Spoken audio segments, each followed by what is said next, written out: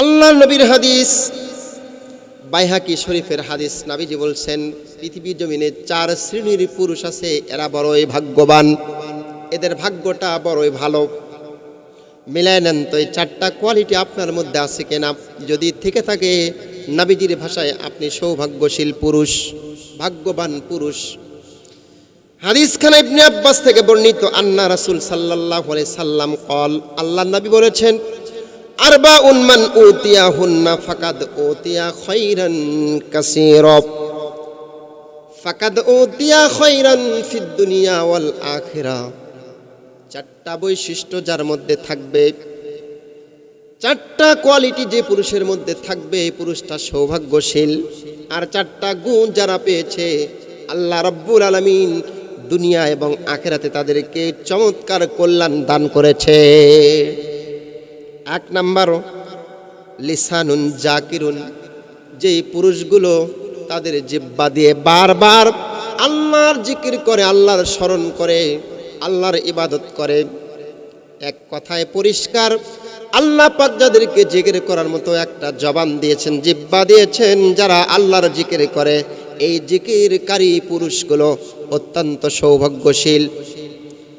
2 number, নবীজি বলেছেন, ওয়া বাদানুন আলাল বালা এ সাবিরুন, ও পুরুষেরা, আমাদের মাঝে মাঝে আমাদের উপর বিপদ আসে, অনেক পুরুষ ভেঙে যায়, আবার অনেক পুরুষ ধৈর্য ধারণ করে। বিপদের সময় যে পুরুষগুলো ধৈর্য ধারণ করে, আল্লাহর নবীর ভাষায় এরা হলো সৌভাগ্যবান পুরুষ। সুতরাং পুরুষ কখনোই ভেঙে পড়বেন না, আফসোস করবেন না, ভেঙে পড়বেন না। বিপদ যতই আসুক না কেন, মনে রাখবেন, যত বিপদ তত আপনার জন্য কল্যাণ। কারণ বিপদ দিয়ে আল্লাহ পাক তোমাকে আমাকে পরীক্ষা করে। এই বিপদে যারা ধৈর্য ধারণ করবে, আল্লাহ পাক ধৈর্য ধারণকারীদেরকে মহা পুরস্কারে পুরস্কৃত করবেন। সুতরাং যে সমস্ত পুরুষরা ধৈর্য নিতে পারে, ধৈর্যশীল পুরুষরা সৌভাগ্যশীল হয়।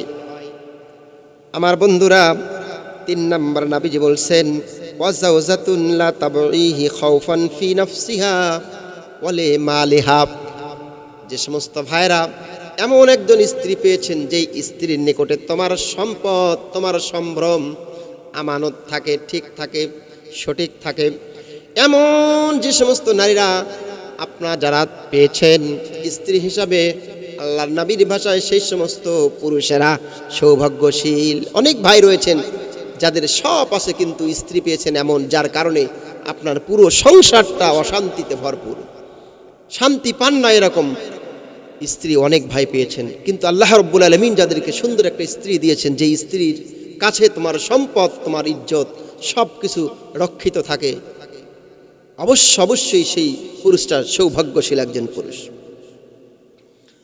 আল্লাহর নবী, বিশ্ব নবী বলেছেন, 4 নাম্বার, কলবুন শাকিরুন, অনেক পুরুষ ভাই আছে লক্ষ কোটি টাকার মালিক, কিন্তু এত টাকা পয়সা থাকার পরও শুকরিয়া আদায় করে না।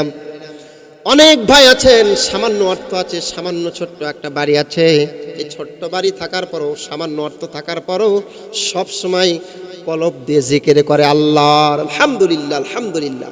যারা বেশি বেশি শুকরিয়া আদায় করে, কলবুন শাকিরুন, যারা শুকরিয়া আদায় করে, অন্তর দিয়ে আল্লাহর শুকরিয়া আদায় করে, এই সমস্ত ভাইরা অবশ্যই সৌভাগ্যশীল।